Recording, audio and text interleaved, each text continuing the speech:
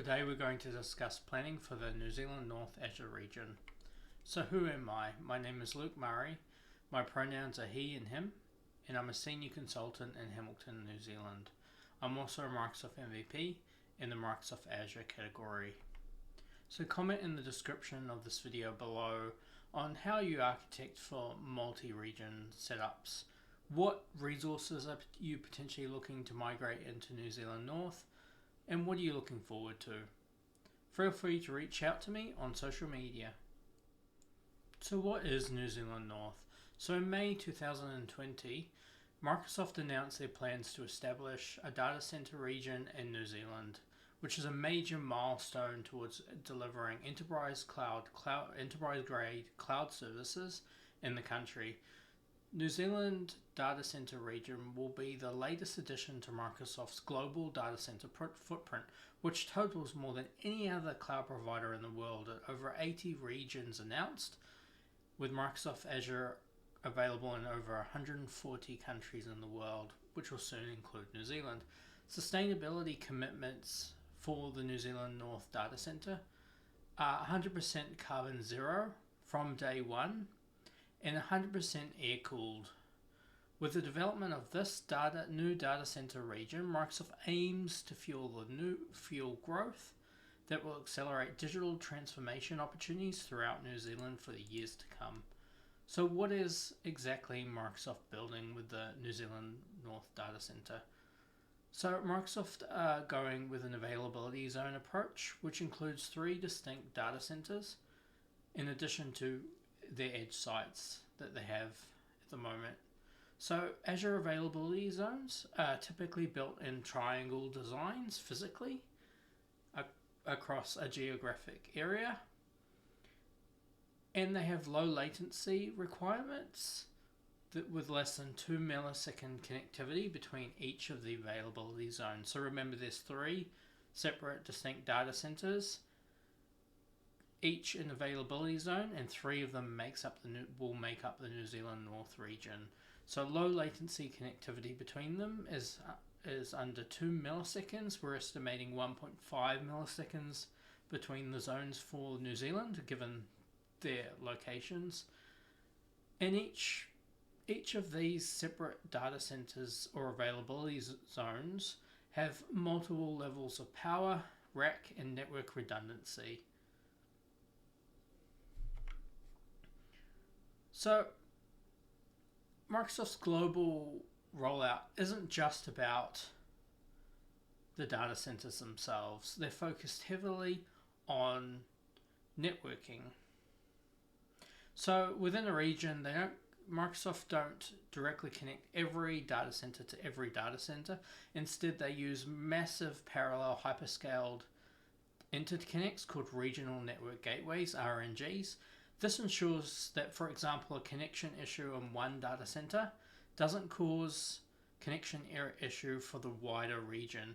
It also means that adding a new data center can be added to a region without having to route direct connections to each other, making it a lot more simple. So each Azure region is connected to the Microsoft wide area network through huge amount of dedicated fiber across the globe. So all the fiber, all the interconnects, all help keep the Microsoft Azure infrastructure together. But there's a lot of investment going into the edge network as well. So Microsoft provide customers the ability to connect directly into the edge network using private pairings through ExpressRoute, which don't traverse the internet, and of course connection through to the internet by using public peering. Microsoft have both public and private points of presence globally, even in places where they don't have a region, which currently includes New Zealand and Auckland. These point of presence help customers quickly jump onto the Microsoft network so that they can provide highly secure quality connections to resources hosted within Azure. Overlaid on top of this, Microsoft have a heavy investment and use of SDN, so software-defined networking. So Microsoft Azure global data centers perform tens of thousands of network changes every day, which is possible only because of software-defined networking. They're investing bringing a cloud design pattern to networking to deliver scalable and flexibility to Microsoft customers consuming cloud services, both from Azure and within the data centers. For starters, Microsoft are delivering industry-leading virtual networks, so VNets, which are critical for many cloud customers. So the VNets are built using overlay and network functions virtualization, so NFV technology is implemented by software currently running on commodity servers on top of a shared physical network. By extracting the software from the hardware layer, Microsoft have developed that the VNets are both scalable and agile, but also secure and reliable.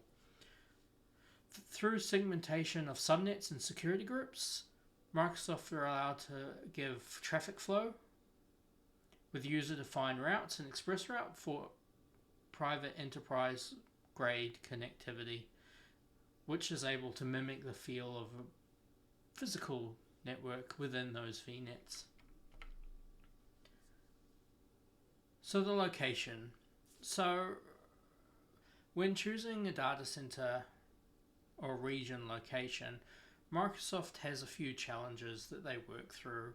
Examples based on New Zealand are shortage of landmass, constraints of the placement of their facility due to surrounding environments, and high density civil infrastructure, making the remote placement of a facility cost prohibitive.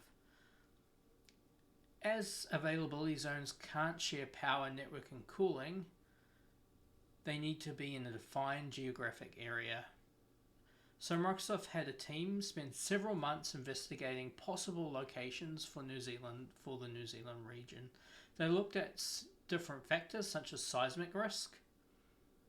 Different parts of New Zealand have different seismic risk levels, so you can see Zone 1, Zone 2, Zone 3, Zone 4. They also had to consider the extreme risk of weather events and the impact of those events. Microsoft looked at submarine cable connections, where they're located, and the redundancy between those connections. They also looked at where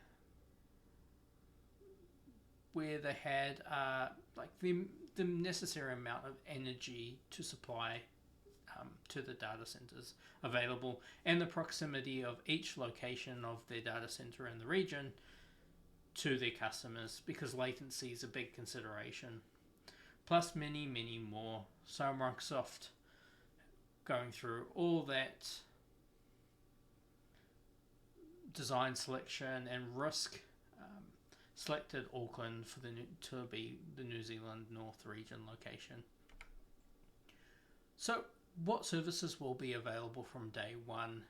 So the availability of services across Azure regions depend on the region's type.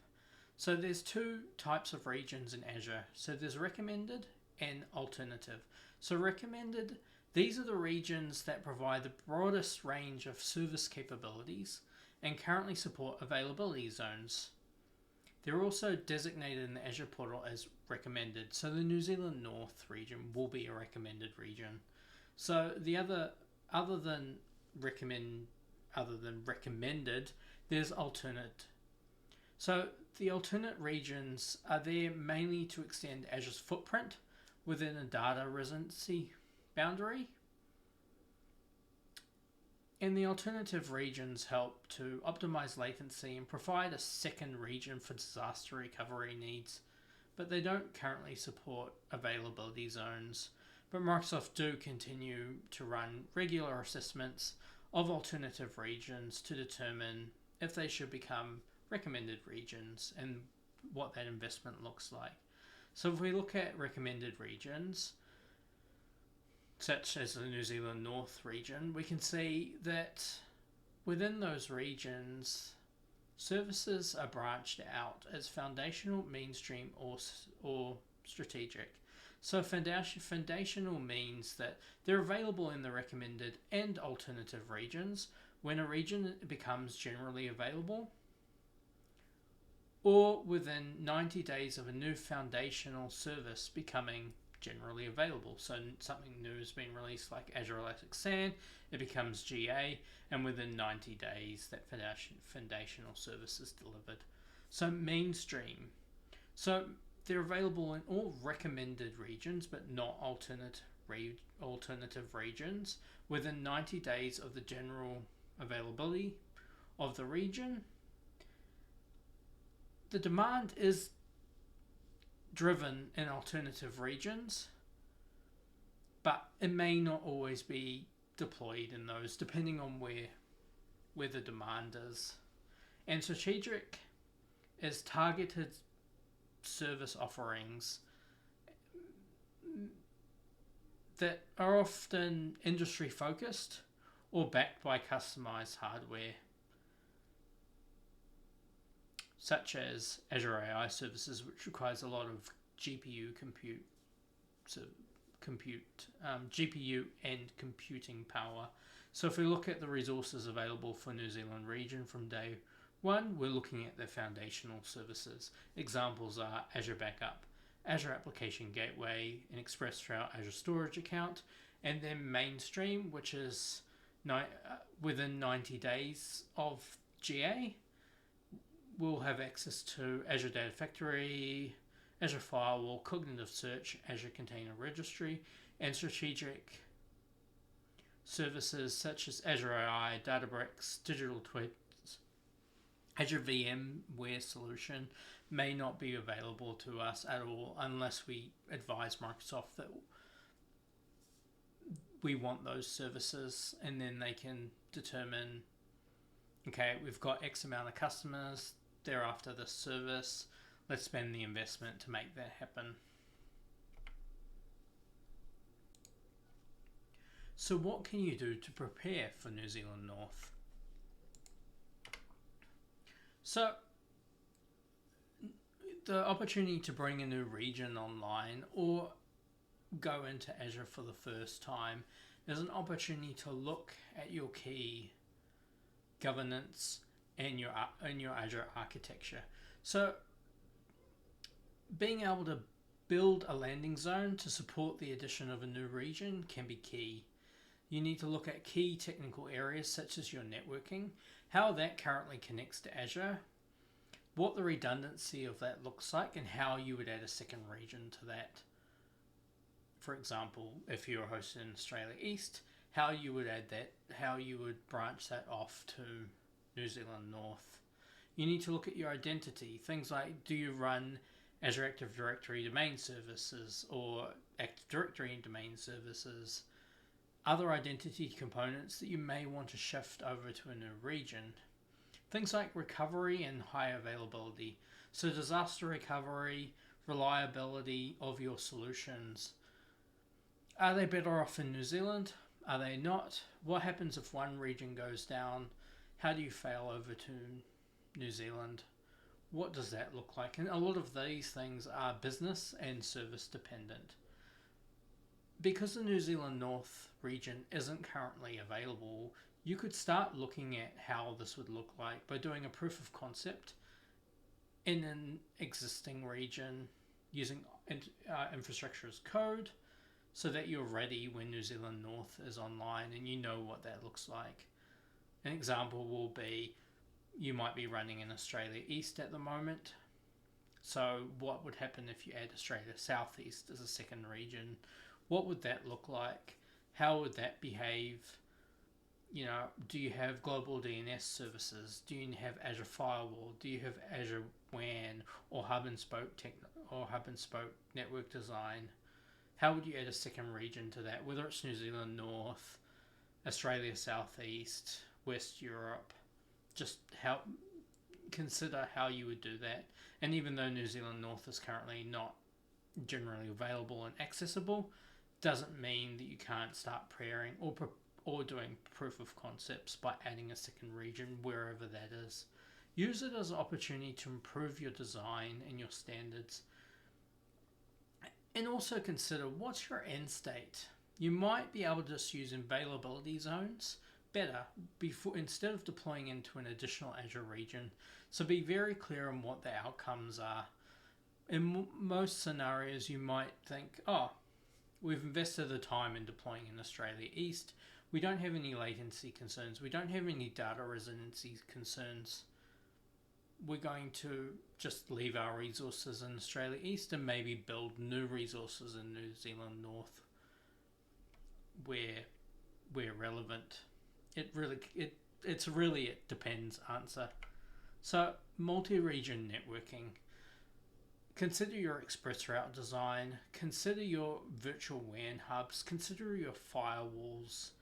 The Microsoft Azure Architecture Center has a lot of really great reference architecture for developing across virtual WANs, hub and spoke, multiple regions, making reliable design patterns. Definitely check out the Architecture Center.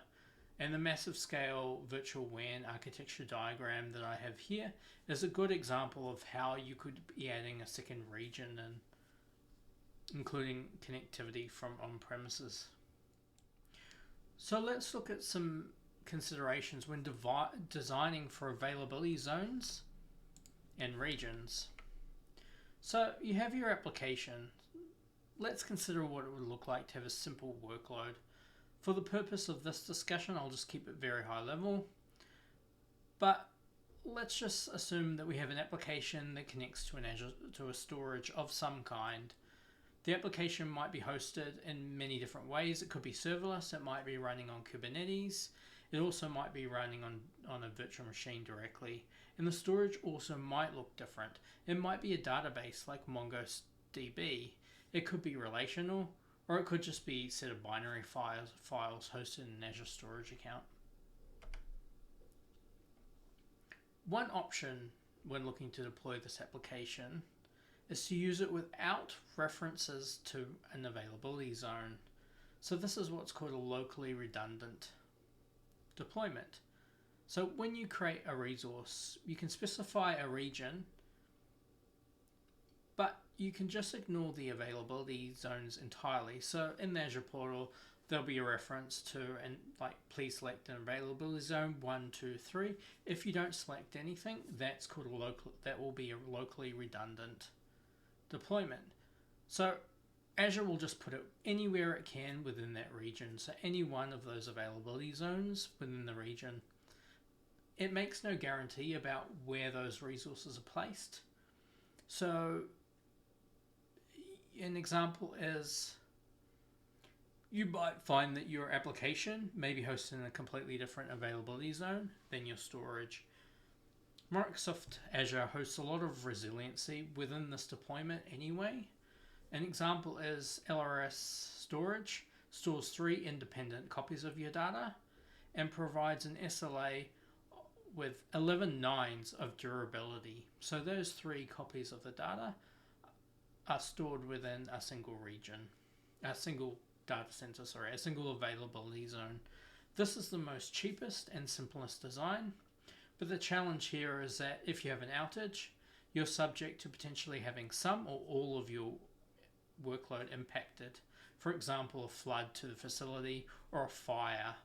Your application may become inaccessible or even unrecoverable. So the other option is to look at zonal pin deployment to a single zone. So for ultra low latency workloads, this can be a performance benefit because when your application tiers talk to your storage tier, they're all in the same place. You don't take the cross-zone latency hit, so remember that under 2 millisecond earlier. But by itself, this approach doesn't really improve your resiliency because if the zone 1 has an outage, you're gone.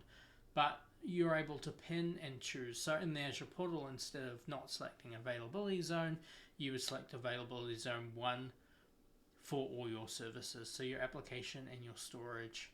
and that will be zonally pinned to that particular availability zone. So the other option to consider is zonal pinned deployment, which is multi-zoned. So you can deploy your workload into each zone and deploy a load balancer to route your traffic between the zones. Example is active passive.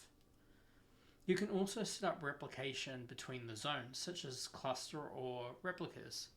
This gives you much more resilience because an outage to any zone means that the surviving zones are ready to take over and they have an up-to-date version of your copy. So for example, if you look at this diagram here, if availability zone goes down, the load balance will automatically route to availability zone 2 or 3 services which are still running, and you've got your application between the storage and the application set up, so everything's in sync and there's no delay. Your users will just get redirected to the healthy nodes that are up and running. This gives you a lot more resilience because an outage to any zone means the surviving zones are ready to take over.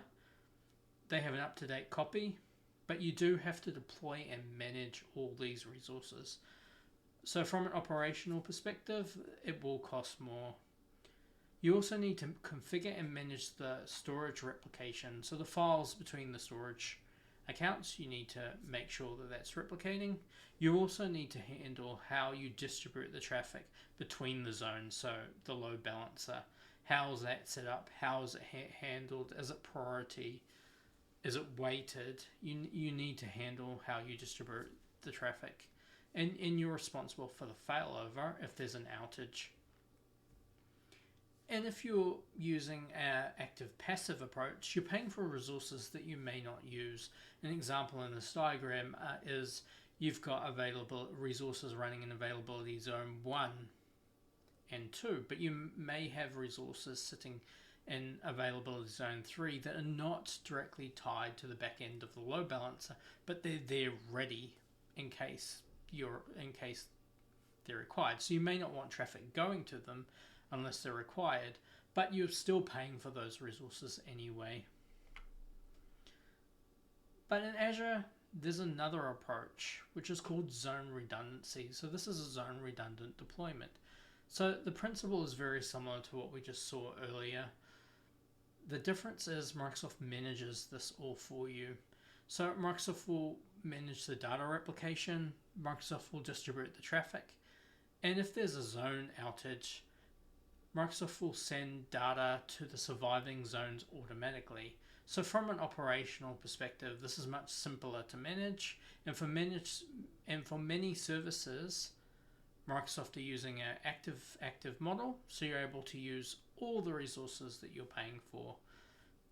Different resource types support zonal or zone redundant storage models. In general, most of your infrastructure resources, like virtual machines, can be deployed zonally, and managed services and serverless resource types can be deployed with zone redundancy out of the box. So when we talk about risk tolerance, if we talk about multi-region active-passive deployment, that's a next step up. So consider we've got an availability zone, all 3 availability zones within a single region. You've got your replication between your application, your storage account.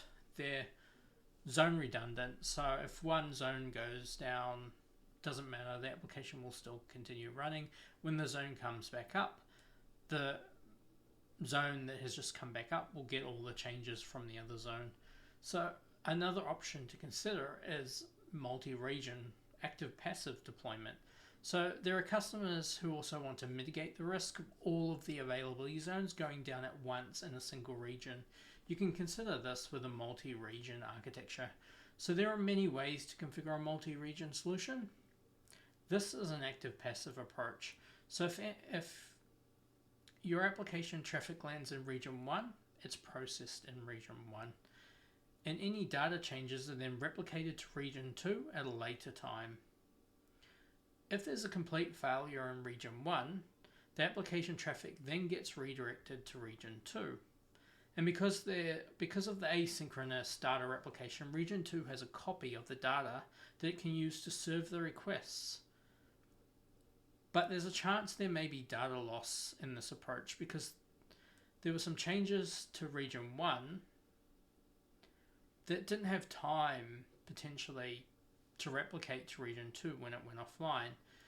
You can also consider synchronous replication, which happens all the time, but then this adds a lot of latency because you're continuously doing it. So you can consider the difference between a regional deployment or zonal pinned and a multi-region active passive deployment. Obviously the cost difference and the operational cost overhead really determines where you want to spend the effort in maintenance, deployment, testing, and the cost of those resources as well. So that's when we start to get into risk tolerance. So all of these options are valid, but what makes sense for any given workload depends on the business requirements. So think about all the risks that are involved in running a workload in the cloud. So examples are hardware outages. Very unlikely to occur. A host may reboot, or a compute or GPU node might fail. The mitigation for that is application resiliency. Microsoft will also immediately take action with the hardware outage and usually fail over your resources to another hardware as well. That's kind of why I say it's very unlikely, because a lot of this is done without impacting you, all in the background based on alerts that Microsoft have, notifying them up front that there may be an issue with the hardware that your workloads are running on. But it's likely, but very unlikely. Another option that is unlikely is a complete data center outage. So power, cooling, or network failure. Unlikely, but could happen. That's where multi-zone deployment comes into play. So instead of just hosting all your resources in a single availability zone, you could host them across 1 or 2 or 3 of the availability zones within a single region. Example I like to give is domain controllers. So if you're running your identity in the cloud, it's probably best to have at least 2 domain controllers running in Azure, one pinned to availability zone 1 as an example, and then one pinned to availability zone 2. What this means is that if one of the data centers or the availability zones go down, at least one of your domain controllers is still up serving identity requests. And the most very unlikely scenario is an entire region outage. So all 3 of those availability zones, which would usually occur major natural disaster affecting quite a wide area. So just remember those 3 availability zones. Those 3 availability zones that are in a triangle type physical deployment, a regional outage will affect all 3 of those. Unlikely, it has happened in the past, but your mitigation strategy is to go to a multi-regional approach. So all your different approaches have distinct advantages and disadvantages. There's no one size fits all. However, if you start to look at things like operational, admin overhead, security, cost, the risk and unlikely event that these things will happen, you might find that actually zone redundant deployment, so single region spread across all 3 availability zones or all 3 data centers, is the best of both worlds. So you get a lot of high reliability, moderate cost optimization because you're running more than one workload. An example I gave was the domain controllers. So you're running maybe 2 domain controllers, each and separate. There's traffic between the zones as well that you need to account for. Very minimal, but traffic between availability zones does cost. Acceptable performance efficiency, again, it depends.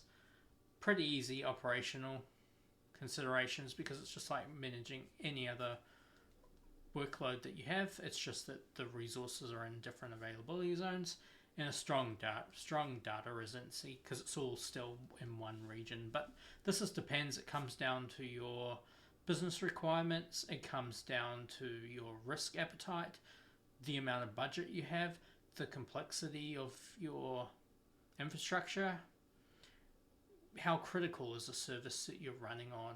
You may find that some things may be multi-region because they're very critical to your business, but other things can be zone redundant and other things can be zonal. It really depends on your appetite, your cost, and the way you architect your solutions as well. So should you move everything from Australia to New Zealand? It depends.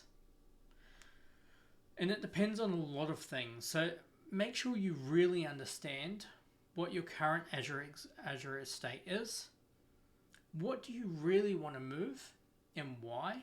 Do you really need to move it? If you do decide to move it, make sure you understand what it takes to move it from Australia to New Zealand.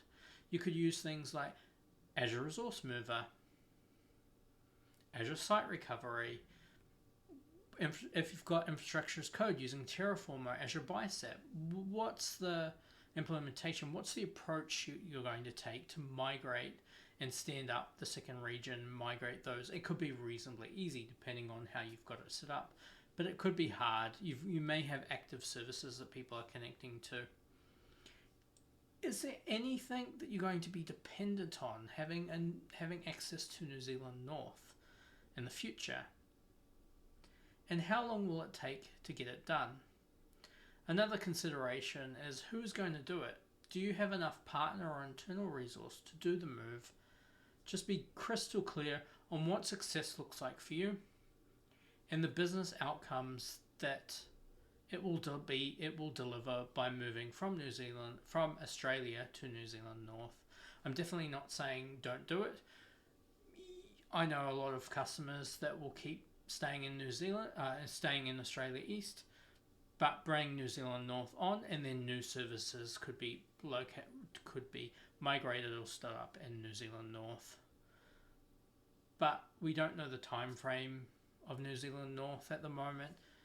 It's estimated to be early in 2024, but we also don't know the pricing. So it really depends on a lot of things, but make sure you're doing it for the right reasons. And thank you for listening to me. Hopefully this has been semi-useful. Feel free to reach out on social media. Feel free to jot in the comments below. Really looking forward to New Zealand North. Can't wait to see it in the portal to be able to deploy to. It's going to be a whole lot of fun. Looking forward to it. Really excited. A couple of years ago, wouldn't even thought this would have been happening. So thank you Microsoft for investing a lot of money, a lot of effort, a lot of upskilling to make this possible. It's going to help the New Zealand economy.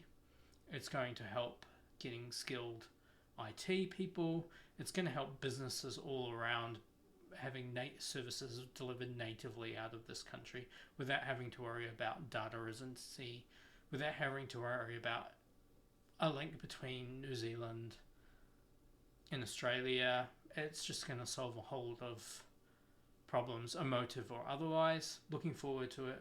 Thank you. Have a good day.